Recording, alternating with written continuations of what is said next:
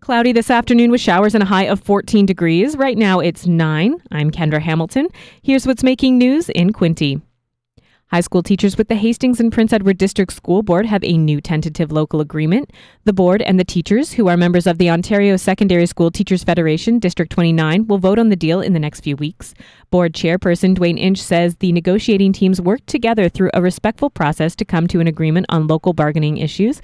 District 29 President Doug Ferguson says he believes it's a fair deal for the teachers. No details about the agreement will be released until after it is ratified by both sides. City police are investigating an incident in which a pedestrian was struck by a vehicle in Belleville. Police say they responded just after 11 o'clock last night to the report of an intoxicated pedestrian that had been struck on Dundas Street East and Ann Street. The 24-year-old man was taken to hospital with moderate but non-life-threatening injuries. Police say the 20-year-old male driver is cooperating in the investigation. The Belleville Police Service Traffic Management Unit and Forensic Identification Unit have been called in to help with the investigation.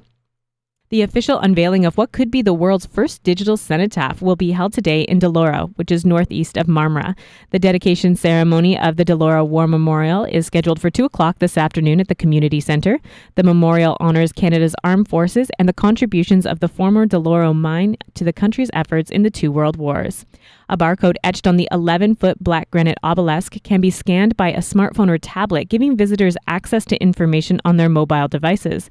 The event will include the world premiere of the new historical tribute film, Lest We Forget, pipe and drum band performances, and a possible flyover by 2 military aircraft from CFB Trenton. The Quinte West Professional Firefighters Association have begun distributing winter clothing to children in the city. The donations of clothing, including coats, snow pants, mittens, hats, and scarves, were received during the 24th annual Coats for Kids program, which began earlier this month. The distribution used to be held at Station 1 in Trenton, but that has been changed this year to the Mystical Building at 390 Sydney Street. The pickup, which requires a valid identification, runs until 1 this afternoon and again from 6 till 8 next Wednesday evening. Climate Action Network Canada says Ottawa would need to cut greenhouse gas emissions by 1/3 over the next decade to contribute its fair share to the international effort to reduce global warming. And it says the federal government should be giving poorer nations $4 billion a year to help them fight climate change. Prime Minister-designate Justin Trudeau has invited all the premiers and other party leaders to be part of the Canadian delegation at next month's UN Climate Summit in Paris. Patricia is rapidly losing its punch as it moves across Mexico. What hit the Pacific coast as a Category 5 hurricane with top winds of 270 kilometers an hour is now a tropical storm with maximum sustained winds of just 80 kilometers an hour. So far, there have been no reports of deaths or major damage. And a small southern Ontario town will hold an early Christmas parade this evening for a 7-year-old boy with an inoperable brain tumor. Doctors treating Evan Leversage aren't sure that he will live until the holidays, so the town of St. George has been preparing all week with businesses and residents putting up decorations and lights so that Evan can have one last Christmas. Turning to sports, bitter disappointment this morning in Toronto. The Blue Jays season is over after last night's 4-3 loss to the Royals in Kansas City in Game 6 of the American League Championship Series.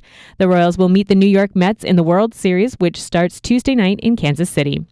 A tough task tonight for the Toronto Maple Leafs. The Leafs travel to Montreal when they face the red-hot Montreal Canadiens. The Habs are undefeated this season, having won their 8th in a row last night with a 7-2 rout of Buffalo. The game is one of 12 on a busy night in the NHL. And in the CFL, the Ottawa Redblacks play for postseason positioning when they face the Blue Bombers in Winnipeg. The Saskatchewan Roughriders host Edmonton in the late game.